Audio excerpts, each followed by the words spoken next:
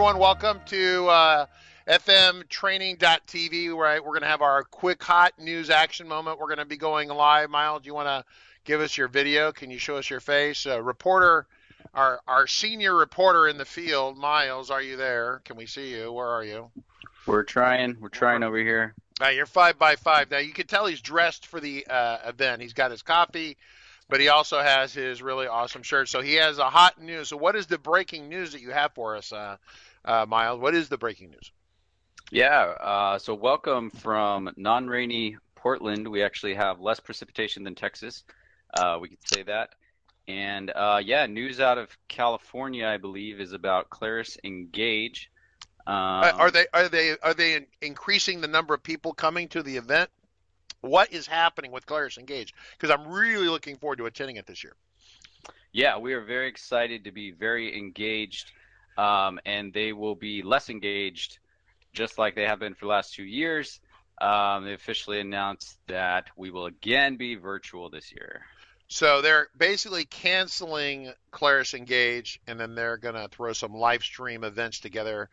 It's funny that happens, because yesterday or the day before, we received official notification, not from Claris, right? We received official notification that if you want to attend a real event with real people, and you want to actually see those people, you need to come to Pause on Air. I'm going to put this over here. So Miles, tell us about Pause on Air. What is Pause on Air about? So Pause on Air is it's a gathering of developers and people in the community that is put on by the community and not by Claris. And so I believe last year's was actually outside of Atlanta. Is this year's the same? Or yeah, the event was really well received, and people enjoyed it. And so if you would like to actually see real humans, then maybe you should think about coming to this event instead. Now, because the venue is going to be, in my limited opinion, vastly better than being downtown anywhere. Let's get a color commentary from our other reporter. Jacob Taylor, you're an on-scene reporter. Are you there?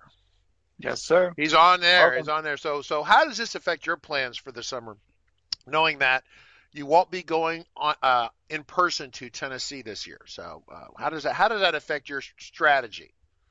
It means that we will have more time to set up servers for our customers. Aha, servers. Now, you do anticipate your customers, do they come to DevCon or the Engage event to learn about how to put servers together, or they just come to drink and meet you? I think they just come to drink and meet me, but maybe we can combine the two at some point. That would be great, right? So once again, the hot news item is that Pause on Air is on, right? Pretty sure. And last year they had people show up and take a little test and make sure you were free of disease. And then people were there, and it went pretty well. The camp is wonderful. We'll post some pictures of that. And so that's coming up October 25th, 26th, 27th, 28th. Typically, it's a half a day on the front and the back and 2 full days in the middle. And it's fun. There's some shenanigans and some fun. People can engage as much as they want, present as much as they want, and share amazing ideas as much as they want. I'm going to pivot now. So the news team, you are released if you want to jet. The hot news is over. We're going to pivot to Kyle Williams. And Margaret, are you there? I am here. All right. So I'm going to let you kind of drive the conversation here. This is Kyle, everyone. All right, well, here we go. So today is JavaScript. We're going to pick up the conversation. Oh, real quick before I get too far away, tomorrow will be more of the same. I'm just going to hit this button real quick here. I'm going to make sure I'm going to put it right on top of Kyle's face so you can't see Kyle. There you go. So, yeah, so we got Thursday, the third, that's today. Tomorrow is the fourth, day 4 of Kyle's hot action going on, some hot action with Kyle. And then we got a very beginning class or session on Monday. And then Jacob Taylor and I will be covering kind of a hot server news, some hot action on that end, some bugs, things like that are going in. If you haven't heard about bugs in FileMaker Server lately, it's because you're not paying attention. If your customers run patches and updates on the operating system, they're going to run into issues with containers. So we're going to talk to you about how to mitigate that action. And then Wednesday next week, we got some window control with Kyle. And then Thursday, it looks like 360 Works email is going to be popping up. So we've got quite the full schedule coming up. And then as a reminder, if you want to support the channel, we greatly appreciate it. If you would like to have access to our certification training, which is really quite good as well, although you would never notice it because we're waiting for someone to watch our training and then pass a test. But I think it's pretty good. But notwithstanding that, you can go to our bundle section, and I recommend the complete bundle. That will get you everything. Invariably, when people buy the learning bundle over here, the minimum video bundle, they always whine that they somehow are missing something they want. And so if you don't want to have that issue, then just buy the complete bundle. If you'd like a little bit of a deal on this, send us an email to support@RC Consulting. We will give you a discount coupon for that. You can do that. So Kyle, take it away, baby. All right. So, yeah, today's another day, one of those days where if you haven't worked with Webviewers before and you're programming FileMaker and you want to be able to leverage some widgets in FileMaker, so today is the day for you. This is actually the third day. So I'm going to go ahead and share my screen and we'll get started here. Just get this off the screen. There we go. Okay, so let's see, where do we want to start? We're right. Oh, let me go back here. Okay, so today we're going to discuss. I think we were down around the character limit part. So I'm going to jump back up here to W3 because I was talking to Stu after one of the viewers. His name's Stu, and he wanted to be able to see the W3. And last time I had mentioned that you can use JavaScript functions to create new accordion buttons, and you can edit the text.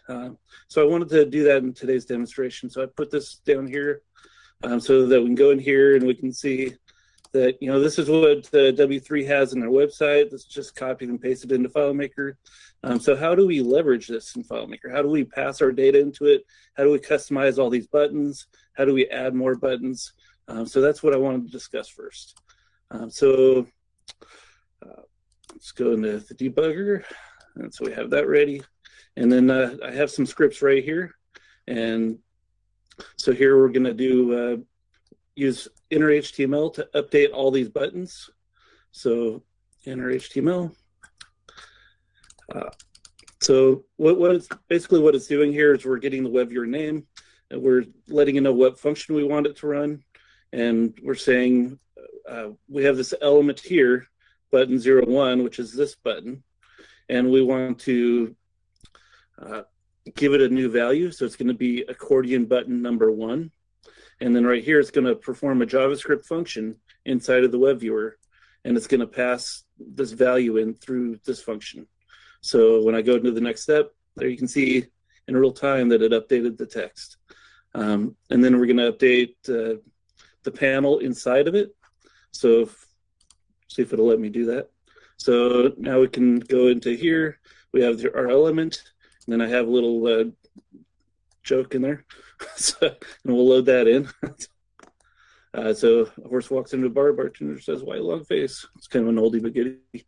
And then if we go down here, we have our next button, and it's going to load that. And again, here's the default text.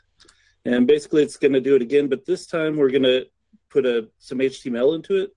So here we have a paragraph tag, and then we have our style, and it's going to be blue. And then we have another joke that we're going to populate in there. So you can see that you can have just regular text, you can have HTML, and then, sorry, somebody just walked in the office. So here we have our third button, and we're going to go in here, and it updated that button. And again, we just have some more text that we put in there.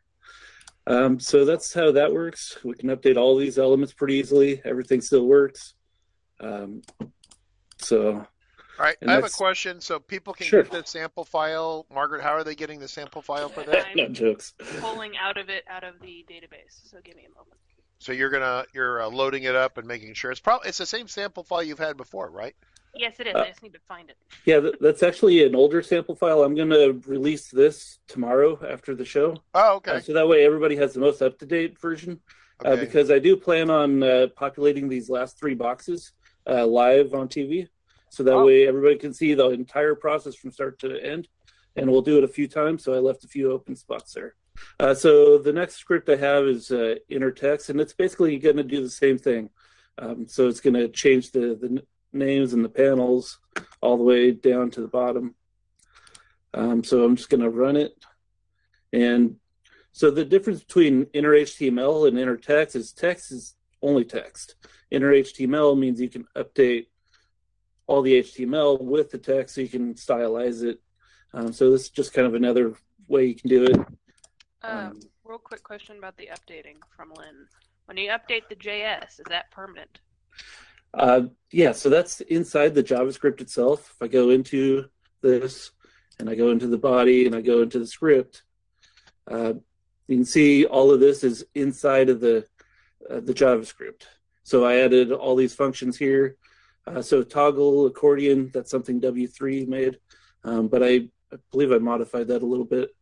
And then I have update value, which is our inner text. And then I have update HTML function I made, which puts the HTML in there.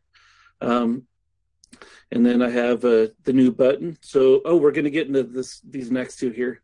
So we're going to actually create new buttons with JavaScript, and we're going to populate it. So we can create it, we can edit it with JavaScript here. So yeah, the last step I had on here was add new element values with inner HTML and append child, which is the JavaScript function to be able to do this. So basically that's going to load all these in here, and then we have a whole bunch more. So just kind of restart here. So when I start here and I have my debugger open and I go here and I perform the script, just so you can see what's going on, how I was able to create all of those. So we have a start count, a found count. So I'm figuring that out right ahead of time. When I start, I want my found count, and then let me make this a little bigger here. So basically I created a FileMaker loop that's going to go through here. It's going to perform a function new button. It's going to give it an ID. It's going to give it a class. So you can stylize it. You can assign it to a class with JavaScript. And then I'm going to have the HTML in here, and we'll populate that. So HTML, let's get the data viewer open so you can see what it's using for the values. So HTML is just using section 4 here. So yeah, I have section 1, 2, 3. It's going to create a new button called section 4. So I didn't add any HTML, but you can use HTML. I have it down here. So I haven't gotten to the HTML part yet. So that's basically going to put it in there. And then we're going to add a new div. So each of these is inside of its own div. So a div is basically a division inside the HTML that you can put different objects inside of a different division within your Webviewer. So here we're creating a new panel which has a new div, and then I'm using insert text. So you can see there's my HTML, and then we're just gonna use our JavaScript to put that in there. So that should, so now it already works. So before the script is even done, it's already working. So that's pretty cool. I just have so a couple things popping here. So then, okay, well, there was a question by comment by someone about a bug, or Scott Kane was saying something. Okay, so Scott Kane had another video turned on by accident. He had an audio problem there, but that's not our thing. Stu says, so you've loaded a generic accordion and updated it with the JS functions. You could have loaded it with the desired data from the start. Can you discuss why you chose JS function method ? So yeah, you can. I could redo this. I could just load an empty Webviewer, and I could just say, all I have is my base HTML and then the JavaScript functions at the bottom. And then I can call the JavaScript and have it load in only the data that I want, rather than to start with section 1, 2, 3. It could just be empty, an empty accordion. So I would basically remove all of these divs here. All the divs and buttons would be gone. And the only div I would show is this ID my accordions. And that would be it. Hey, Stu, So I don't know that we answered Stu's question because Stu's question is like more like a basic kind of question. So, you're talking about the first initial load, or you're talking about after the fact, Stu? Because I think part of this is that you can have stuff on the screen, then run a script later on to update that content, right? Right. Yeah. I wanted to be able to show that you can do it with stuff already there, but I'll also clear it out and we'll start with an empty web viewer and then I'll just populate with the buttons that we want. So we'll do that next. Just Yeah. So you can see So for how Stu that's and everyone else, if they have a question and we don't, because remember Kyle's operating at a very high level here in terms of sophistication and advancedness. And if you're kind of new and learning this, kind of like I am to a degree, if you have a question, make sure that we answer it because otherwise Kyle may not understand what you're asking, right? So okay, so here we go. What does div mean basically, right? So here we go, right? So Yeah, so each of these divs is a different component. You can hover over it and you can see that it's the panel and this button are part of the same div. okay, so back up. So this div is just this right here. So div, is that stand for divider, or what does that stand for? Yeah, it's a division inside of your element. I think it's division. Okay. Divider. Can we zoom in real quick? I just know it as div. Can we zoom in here real quick? I'm going to zoom in real quick. So can Sure, you open up one of these here? So this is the trick for those of you who are kind of new to this stuff. So just now, don't move for a second. Just chill. So right here is where we start the bracket with the div, and then you close it out by doing the / and the inverse of it. So that basically kind of encapsulates this section here. Same with Correct. the P for those of you who are doing HTML / CSS kind of stuff. When you code stuff, you'll start something, then you'll close it out with that / here, right? So that is a section, that's a section. And so it's very hierarchical, right? So I understand once again that this is an advanced topic. As opposed to when I'm in Kyle or me and Calvin or someone who are doing basic stuff. So very much more advanced. So Labo says the div tag defines a division or a section within an HTML document. Yeah, yep. I've always thought of it as division.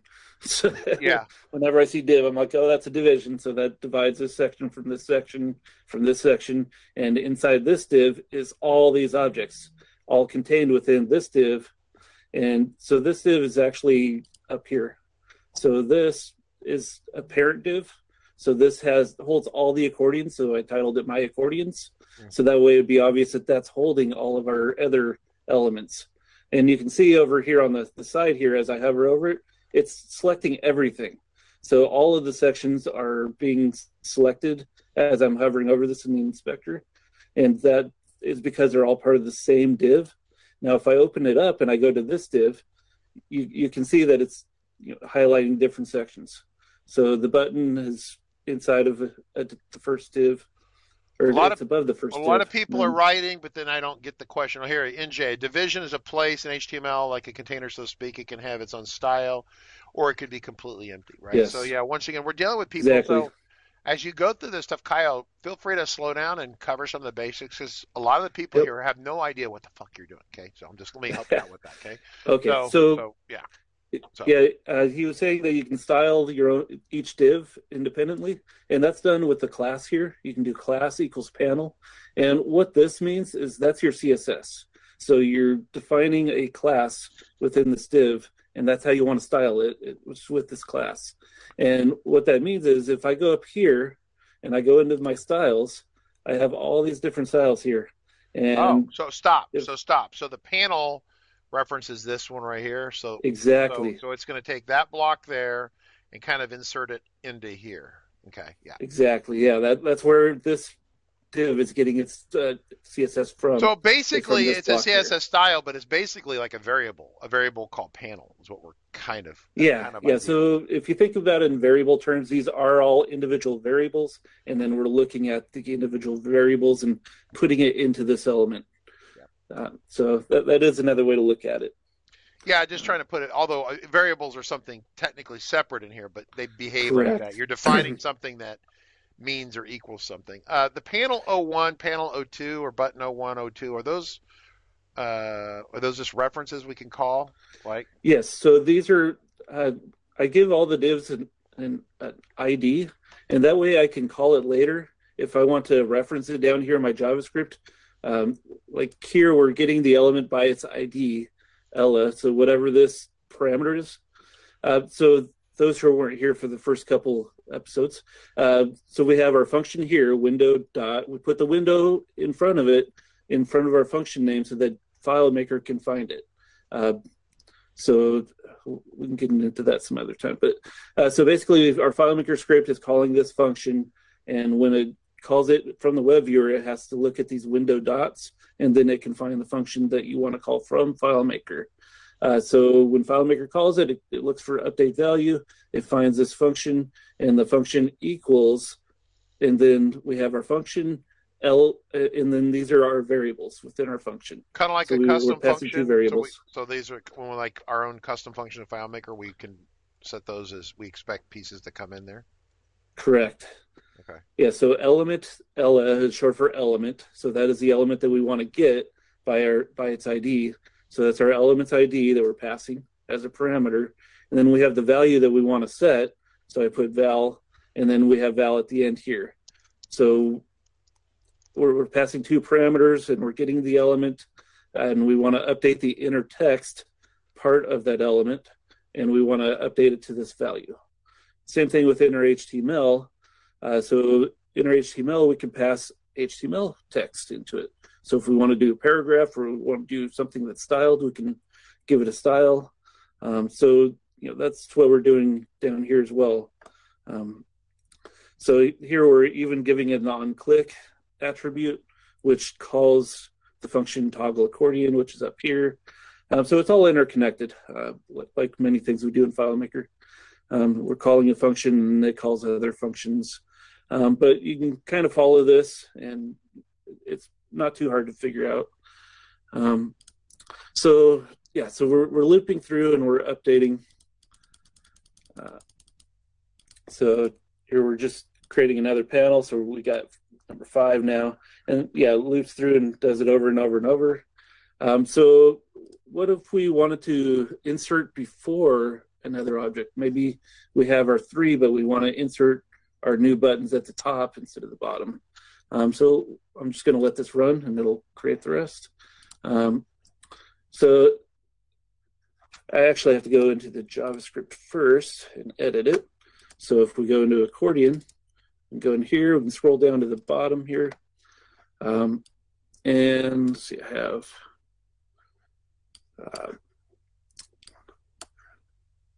and child. See it? Yeah, I was just saying you use Monkey Bread plugin because that's nicely styled, and very pretty in there. So yeah. Yeah. So I see, where was it? I think I added it in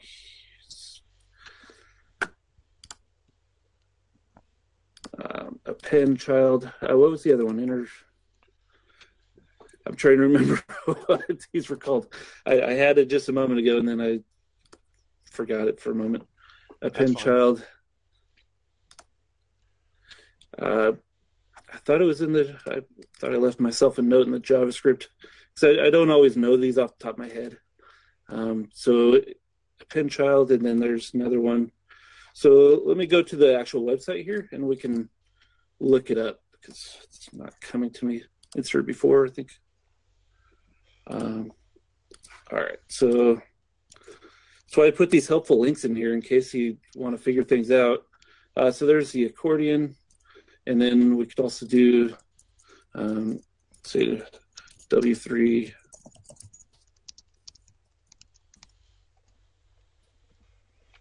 Append child, create element, append child. There's what I'm looking for. Okay. So you go to these sites, and it'll actually show you all the different options, usually down near the bottom. So we've got create, remove, insert before. That's what I was looking for. I thought it was insert before, but I wanted to be sure. Okay, so insert before, and I'm just going to copy and paste that if I can. Insert before. Okay, so now we bring that in here, and we scroll to the bottom. And so if we want to insert it before, we can say insert before. There's our new button. And this is going to insert it. I think if I do it here, it's going to put all the buttons, all the divs above the button. So I think we leave that alone. And then let's try running that. It's always fun trying to do this live, you know. should really test this first time. Okay. Yeah. So, all right. So Append.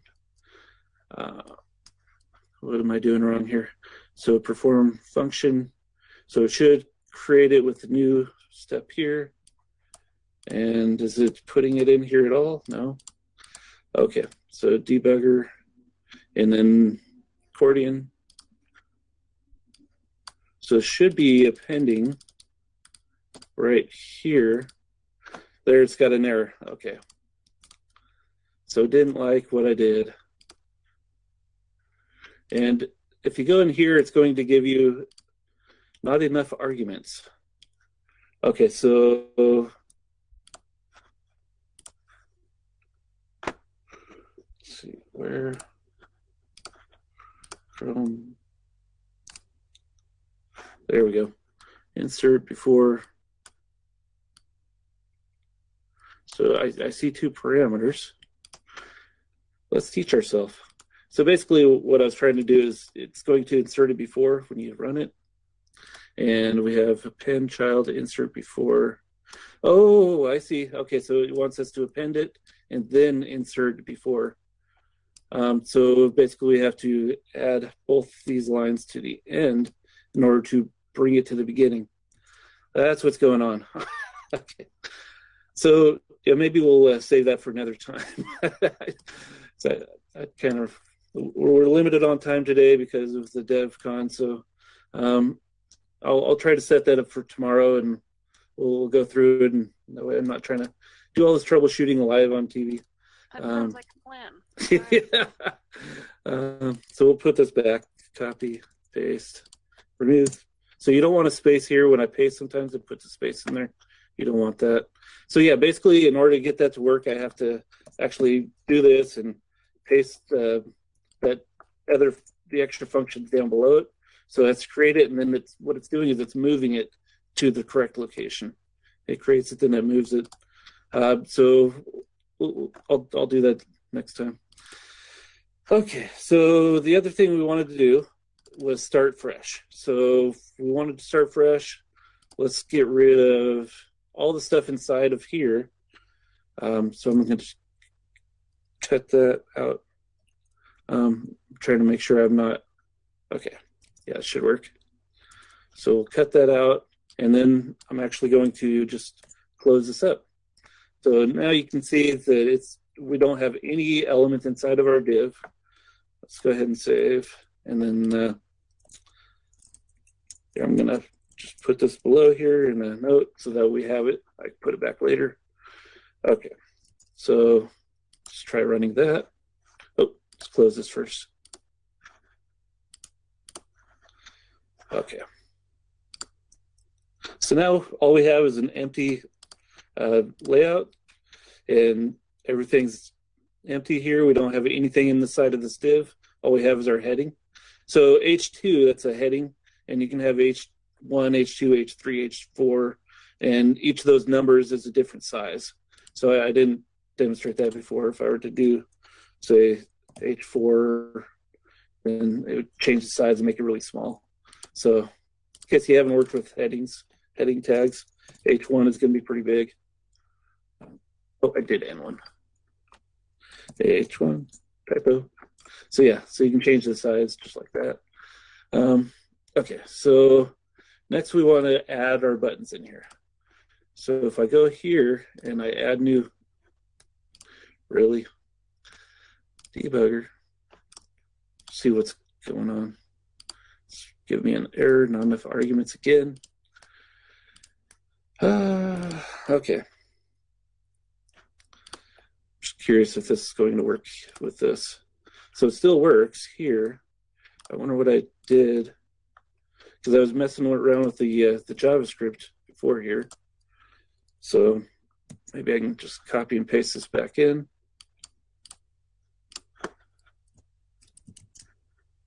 All right. Just going to try to refresh this in case I messed something up earlier. I'm pasting it from the other web viewer. So that should all be append child. Yeah, okay. Save. Okay. Now we have our empty web viewer. And I'm going to do a debugger just so we can see what's going on. And this should, there it is. Okay, so yeah, I did mess up the JavaScript somehow. But there you can see empty web viewer, and now we have new buttons. So we don't have section 1, 2, 3, or any of that information, and we just have this. So yeah, I knew we could make that work. All right. Do we have other questions here? Yeah, I see a lot of comments. Yes, I've been switching through the comments. I don't really think there's any questions. Okay. Like grab them. So yeah, I think that kind of we'll try to insert stuff before next time. I'll work on that tonight, and we'll play around with that tomorrow. So yeah, moving on. So there's lots of other widgets. It's not just accordions.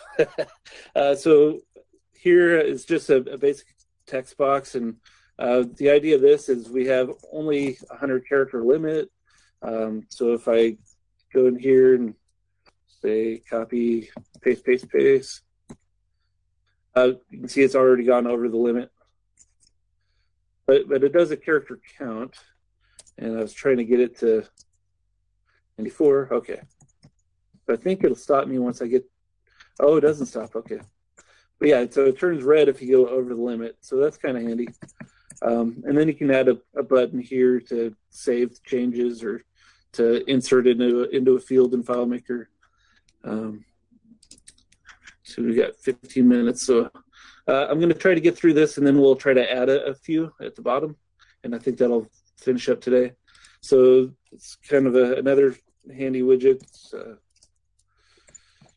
So if I have an invalid email like that, it's going to say invalid email. So basically, this is looking at the format of the email. So Gmail dot. So again, dot C is not valid. So if I do check, it's saying not valid. If I go to .com, that should be valid. So it may not actually be a valid email, but it's a valid format, and that's basically what this is looking for. And again, you can add buttons to that to pass data into FileMaker. I demonstrated that in our last presentation. So yeah, it's kind of a handy, just having a vertical sidebar menu, and then you can make it expand like this. So I thought this was kind of interesting. And then you can have it drop down a list of options to select from. So yeah, it's just me kind of playing around with different widget ideas, different things you can do inside of JavaScript, and so pretty handy. And then put a little search engine in here. You can have a little cancel button. So these are things you can use to build your layouts. I haven't tried actually implementing this in FileMaker. I doubt this is going to drop down into our layout, but that would be really cool if it did. And of course, I can't close this window enough to see, but sometimes you can have these elements here, like a color picker I did before, that you click into the color picker and it'll drop down outside of the web viewer. Sometimes you can get those things to work. The date selector also works outside of the web viewer.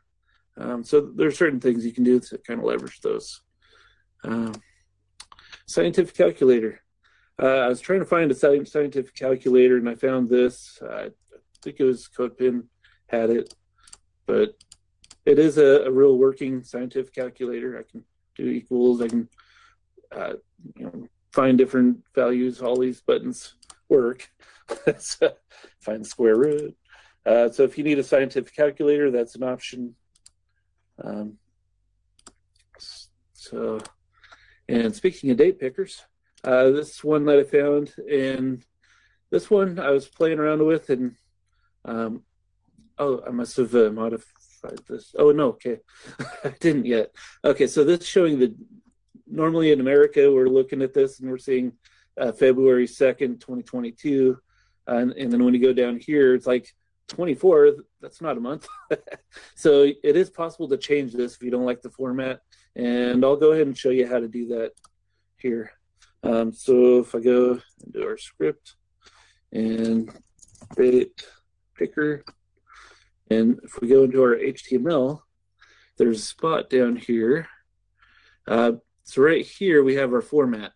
So you can see here it's choosing the day, and then the month, and then the year. And so I should just be able to do MMED and save that. So I'm going to save, and then we'll run that again. Date picker, and we'll say February 27th, and there you go. And if you want to just have one digit, if we go back into here again, scroll down. So if you want one digit, I believe that's just like that. I think this also works with the D's, but undo, save. Okay. So see if that works. Yeah, so there, got rid of the 0 in front of it, and it's just returning the actual date. Yeah, finally the right format. So I'm reading through the comments here. Pass back the day from the call to FileMaker. Oh, okay. So yeah, so we want to add some JavaScript for that. And to do that, close this out. I have up here some kind of a cheat sheet so we can pass our day back. So if I scroll down, there's we're going to want to use this right here for our result. So I'm going to just copy that.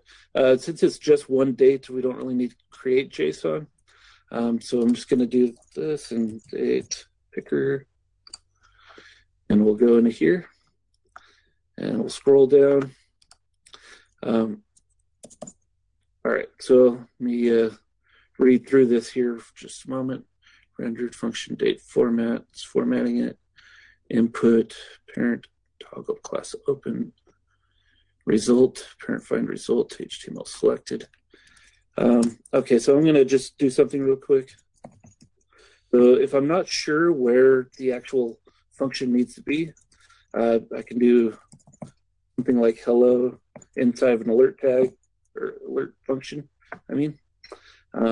So I'll just return that down, give it some space so I can find it real easy. And we'll see what this does here. So if I run it now, and I click on this and I select the date, it says hello. Okay, so that's what I was expecting. And so if I go into here, I scroll down, and instead of hello, I put this in here. Since we're not passing JSON, I'm just going to use this to get our result. So you can see this is parent find result, children span, HTML selected. So what we want, selected value, I think I just need this. So copy, paste. I'm not sure. I think it's this, or maybe I need all of this. We'll find out here in a minute. Okay, so if I do this, oh, there. So February 18th, this is inside of FileMaker. So it's our custom dialog. So let's try a 21. Yay, it worked the first time, first try. So I love it when things work out the first try. So yeah, that's how you pass that back to FileMaker. So again, here's another kind of date selector, but this is a range selector. So I can select from February 8th to 19th. And again, we're going to want to be able to capture this to be able to send it into FileMaker. So let's go. Another question, though. Sure. It's one from Stu. Sorry, I'm a bit adding someone to the Discord. It's one from Stu. When clicking on a Webviewer object, you can run a standard FM script. Is a script the only way to interact with the data or layout? I'm not entirely sure what he means. So you can have stuff appear like below the calendar. You can have the date appear down here. So it doesn't necessarily have to pass the data back to FileMaker. You can have it show up in the UI inside the Webviewer, just using that append child function. You can format the response and have it show up down here as formatted in whatever color you want or whatever style. And you can see that result here. So it doesn't necessarily have to pass it back to FileMaker, but when we're developing for FileMaker, we usually want to be able to use this data that we're creating. So let me go into date range picker, and we'll see if I can figure out where this is real quick, because I haven't tried it in the date range picker yet. So this is using React, date, render, set state, change date. So we want to look at the change date. Change month we don't need because that doesn't have their selection. So change month would be when they're going from one month to another month, and that should only edit what's in the Webviewer. So here we have if start date is null. Okay, so this is capturing the selection. So if nothing has been selected yet, then select the date, whatever the user's starting. Whatever the user selected, we want that to be the start date. Basically, is what this is saying. If there is no start date yet, create it. So we want to capture these two values here inside of FileMaker. So this dot set state and date. So like in FileMaker, we have an if, we have an else if, another else if, and you can also put an else at the bottom of all that. So, and this is basically your end if. So this appears all your start if, then your end if at the bottom. Okay, so we're gonna probably, if this date is after the start date, then update the end date. Okay, so here's where I think we want to put our function.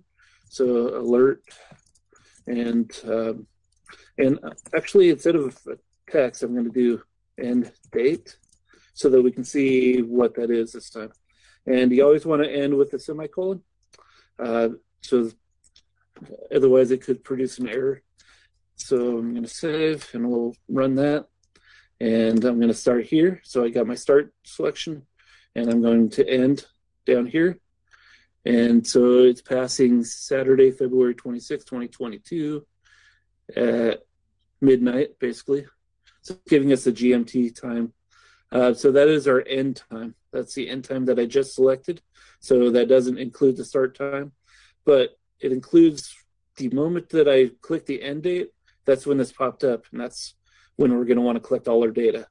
So now we have our date range. Okay, so let's go back into FileMaker, and I'm going to jump back here and scroll down near the bottom. I had those functions already set. So rather than memorize and type all this, and sometimes it's just easier to go here. We can copy it, and then we can go to our formula here, scroll to the same spot. So right here, actually, we do want to do our JSON this time. So let me cancel, and this way we can get it all in JSON. So we have our button, our JSON right here. So again, you can do this in your own solution. Just copy and paste it right from here. You don't have to think too much about it. And we can go into here, scroll back down. We have our alert. So here we're just going to paste this in here. So we're creating our JSON object here, and then we're appending our JSON object with an element. So instead of minimum price, I'm going to want to use end date and copy and here I'm just going to do this copy paste start and start. Okay, so now it should give me a JSON object with both my start date and an end date in a key value pair inside of JSON. So JSON stringify is actually going to take this JSON object that's in JavaScript, and it's going to turn it into actual JSON. To better explain that, let me do so this is another thing you can do to track what's going on, is you can put console.log in here. And then inside of our console log, we're going to want our JSON. And again, always end with the semicolon. And so this way I can show you how you can leverage the console log in order to be able to see what this looks like to the JavaScript engine before it stringifies it and passes it to FileMaker. So, okay, we're going to save that, run it. And now when we do this and we go down here, it's going to freeze up. What did I do? Can't find the variable JSON. Okay. Sometimes if you scroll down here, it'll kind of help you out, figure out what's going on. So I have console.log JSON. It's because we don't have a var in front of it. Okay. So we have to var or use letter const there. So right now it's not sure what to do with this because I didn't put it in a variable. So let's do that. Okay, so close out of here. So you can kind of see what JavaScript does when there's an error. It just doesn't really want to do anything. It doesn't really give your user an error all the time. Okay, so JSON var JSON equals. Okay. Just wanted to indent it so that you can see what's going on. Okay. Now var JSON, get our object, and then this should work this time. Okay. So we have our start date, our end date. There it is. All right. So this is in UTC format. So we're probably going to want to change this format to something FileMaker can use. So trying to think how to do that. Maybe I think I can use cast as a date, or in FileMaker, I do have a custom function inside of FileMaker, so we can use that. So in our response, let's say we got this parameter and we wanted to use that. So I have if you haven't used the MBS plugin, this is super handy. I absolutely love all of these. So, I have a couple custom functions here. One to create elements from your JSON, one to clear them. So we're going to want to create them from our script parameter, so I don't need those. And then we're going to want to do, okay, so maybe we want these as globals for this case. So to make these global variables, I'm just going to change the 0 to 1, and that's going to give us our globals. So save.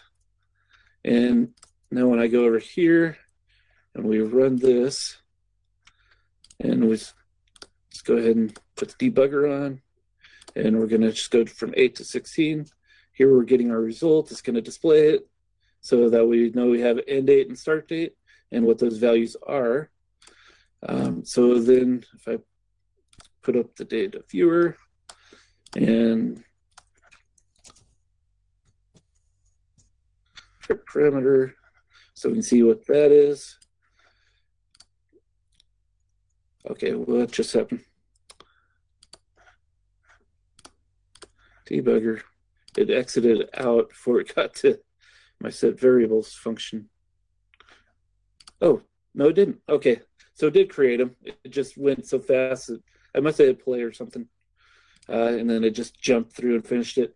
So now that we have these inside of FileMaker, we're going to want to convert these into actual FileMaker timestamps. So I'm going to just go ahead and add both of these, and let's duplicate them so we can see before and after. And it has FM timestamp. Oh, I haven't added it yet. Okay. Hold on a moment. I will go grab that. from a different file. Okay, so file, manage, custom functions. So there is a bunch I've put in here. We'll add a couple more. Oh, actually, I need more than that to make it work. Custom functions. So you can see I got a ton of them in here. See, format date, I think. Okay, so get as timestamp. In here I have custom function time format as. Okay, so time format as, happy, okay. Go in here, manage custom functions. And then these functions are now commented out. Okay, there we go. And this is kind of the same thing. I might as well just finish this real quick. So this does an offset for different time zones. Okay, so now that both of those are in there, we'll open up our data viewer, and we have our before and after. And okay, it has FM timestamp.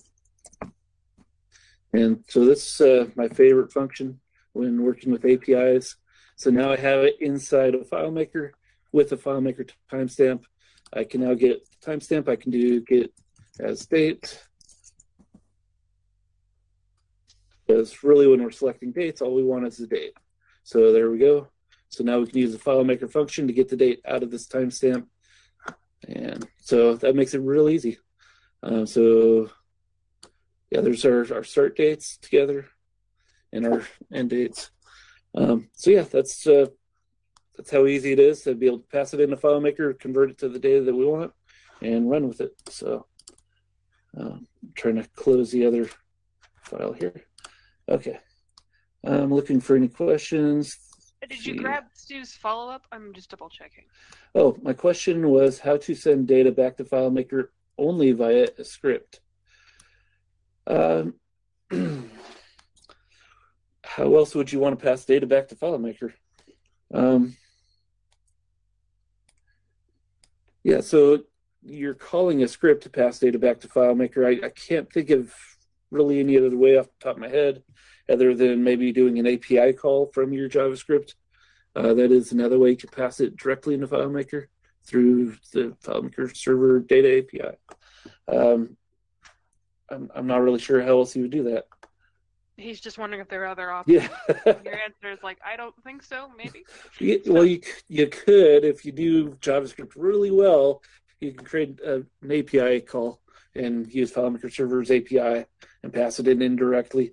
But that sounds like a lot of work for something that when all you want to do is pass it into the user's environment and the script they're running.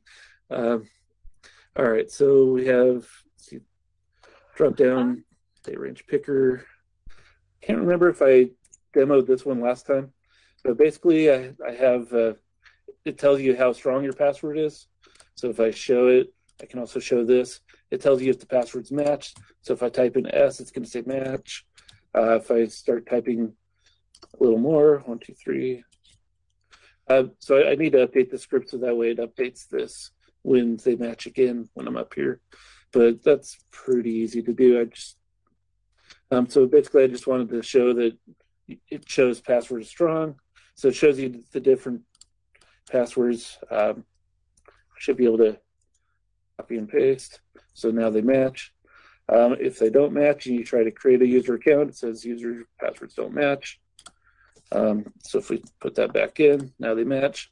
And now it's passing the JSON to the script. So if they don't match, this is not calling any scripts. It's not passing any information. It only passes it when it has valid information to pass. So when they match, then yay, it matches. So yeah, that's, see, Kyle, custom function. Oh, it is in Brian Dunning, yes. So sorry, I have all this stuff open. But yeah, I always post stuff in Brian Dunning's custom functions. I have my own account, and you can see I have a whole bunch of custom functions in here. So right here, get a timestamp, FM timestamp, and my offset version. I also have get duration and all these JSON functions and first name match. This one's fun for validating their. I use that for my search engines when I'm trying to allow the user to be able to search for a client by their full name. It'll find all the possible first names that they could have, and it'll search for all of them, and it'll return the result inside of a data tables layout. That would be kind of fun to show. Since we're kind of out of time, we'll continue that part later. So let me show you what the other thing looks like. So if I open up the file that I was going to do, you might recognize that. It's from the Launchpad, but I'm just going to do this off to the side here. So I was leveraging that for a new app. Hope you don't mind. Okay. So let's see, I have in here, I can do this. I can type Andy and okay, it's spelled it wrong. But yeah, I created a pagination down here, so I don't have to load all 400,000 records into the data table to get this result. So I can clear that, and then you can see the pagination shows them all. I can go to next, so next works. I can go to 145 and go back to the first one. And as you're going through this, it updates it, showing 201 of 250. So as you get really good with web viewers and like the data tables library, you can start doing this stuff. So I'd really love to be able to show this and offer a demo of how you can do that. But basically, I have different universal search engines for all these different tables. A lot of these are in different files.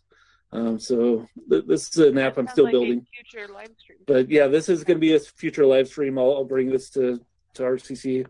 I'm still troubleshooting and trying to make sure that I have the ability to do everything. But you can see I can click on it, and it shows all their information from the data API. So it gives you the record ID, all the data. I have custom actions. So when I'm using it from a script, I say I want it to do this action when the user selects their option, and then it'll pass all this data to that script. When they make their selection, it'll use that custom action to be able to tell what script to, what actions to perform, basically. Which is very cool, which you and I can talk about doing that on a live stream in the future. So. In the Webviewer widgets file, I have buttons one in here, and here I actually have that in action. So I just have this one button right here that's actually inside of the Webviewer. So div buttons, and it performs a script. So I can dynamically add more and more buttons just through JavaScript. So I can have it say create new invoice or create new client. I can have several buttons here. So it doesn't have to be just the one. Then I can click the close button and it works. So same thing here is the Webviewer. All of this is Webviewer. This is its own Webviewer. So I do a lot of custom Webviewer work in my own apps. So, yeah. Okay. Thank you very much. Yeah. So next time we'll start with the impossible checkbox. I'll just do that really fun one just to finish it off. So it has this little bear behind it. Sorry, I have to show this just because it's hilarious. It popped its head up when I got too close to it, so I'm just hovering over it. And then it pushes it back. That's adorable. It pushes it back, and as you do it more and more, it'll start to get upset. It'll start cursing at you. It'll start giving you these faces, and like, you can see the eyebrows. There it is. Just hilarious. So yeah, we'll start with some brand new ones next time we come back. Awesome. And then we'll get into all this tomorrow. We will get through all of that. No, it'll be awesome. Thank you so much, Kyle. You have been fantastic.